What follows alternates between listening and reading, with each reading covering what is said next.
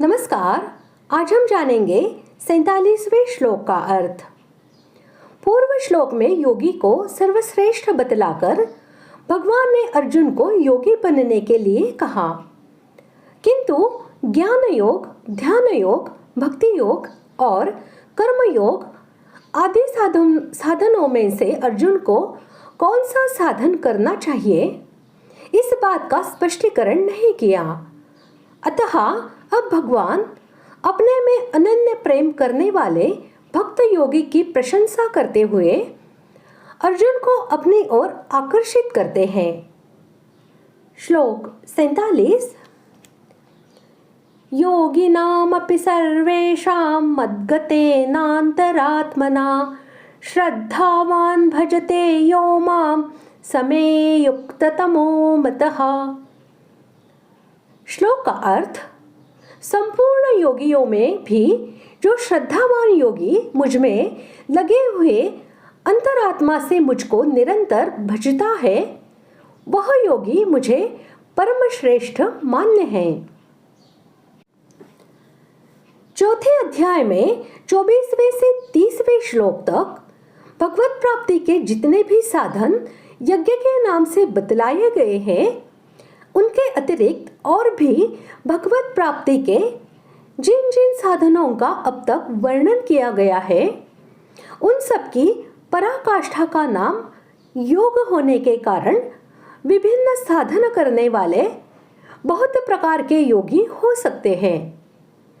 उन सभी प्रकार के योगियों का लक्ष्य कराने के लिए यहाँ योगी नाम पद के साथ अपि पद का प्रयोग करके सर्वेषां विशेषण दिया गया है।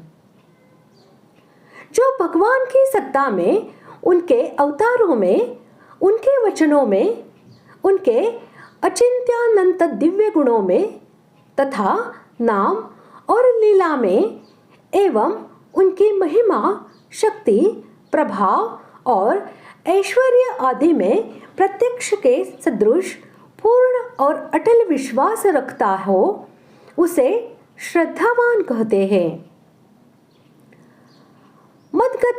मद्गतेन विशेषण से भगवान यह दिखलाते हैं कि मुझको ही सर्वश्रेष्ठ, सर्वगुणाधार, सर्वशक्तिमान और महान प्रियतम जान लेने से जिसका मुझ में अनन्य प्रेम हो गया है और इसलिए जिसका मन, बुद्धि रूप अंतःकरण अचल, अटल और अनन्य भाव से मुझ में ही स्थित हो गया है, उस अंतःकरण को मद्गत अंतरात्मा या मुझ में लगा हुआ अंतरात्मा कहते हैं। मैं भगवान का हूँ और भगवान मेरे हैं, इस प्रकार जब स्वयं का भगवान में अपनापन हो जाता है, तब मन स्वतः ही भगवान में लग जाता है, तल्लीन हो जाता है। भगवान में अपनापन होने पर भक्त का मन स्वाभाविक ही भगवान में लग जाता है, मन को लगाना नहीं पड़ता। फिर खाते पीते, उठते बैठते, चलते फिरते, सोते जागते आदि सभी क्रियाओं में मन भगवान का ही चिंतन करता है, भगवान में ही लगा रहता है। जो केवल भगवान का ही हो जाता है, जिसका अपना व्यक्तिगत कुछ नहीं रहता, उसकी साधन भजन, जप कीर्तन, श्रवण मनन आदि सभी पारमार्थिक क्रियाएं, खाना पीना, चलना फिरना, सोना जागना आदि सभी शारीरिक क्रियाएं और खेती, व्यापार, नौकरी आदि जीविका संबंधी क्रियाएं भजन हो जाती है। अनन्य भक्त के भजन का स्वरूप भगवान ने 11वें अध्याय के 55वें श्लोक में बताया है कि वह भक्त मेरी प्रसन्नता के लिए ही सभी कर्म करता है, सदा मेरे ही परायण रहता है, केवल मेरा ही भक्त है, संसार का भक्त नहीं है। संसार की आसक्ति को सर्वथा छोड़ देता है और संपूर्ण प्राणियों में वैर भाव से रहित हो जाता है। वह वह मुझे परम श्रेष्ठ मान्य है।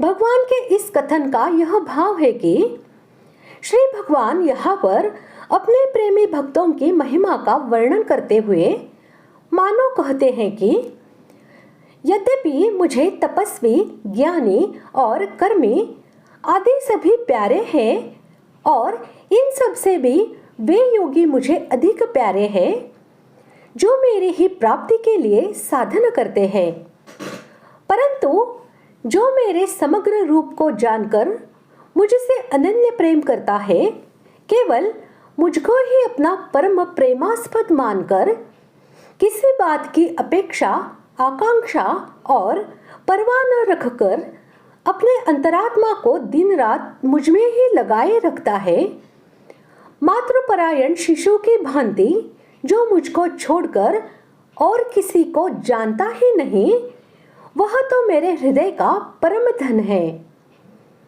अपत्य स्नेह से जिसका हृदय परिपूर्ण है, जिसको दिन रात अपने प्यारे बच्चे की ओर देखते रहने में ही नित्य नया आनंद मिलता है, ऐसी वात्सल्य स्नेहमयी अनंत माताओं के हृदय मेरे जिस अचिंत्यानंत प्रेममय हृदय सागर की एक बूंद के बराबर भी नहीं है।